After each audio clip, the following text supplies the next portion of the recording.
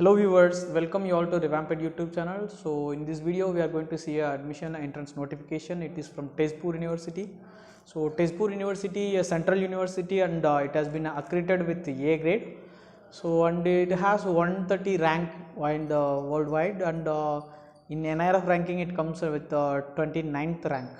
So here the admission examination, so Tezpur University entrance examination 2020 is for PhD, MTech, MA, and then MSc, integrated MSc, MAd, MSc B.Ed, so as well as all the UG courses, so LLM also they have.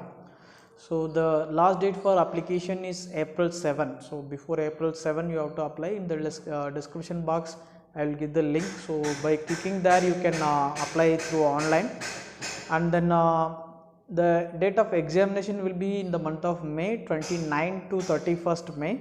So after that the result will be declared in the month of June. So if you would like to get admitted into a central university, do apply.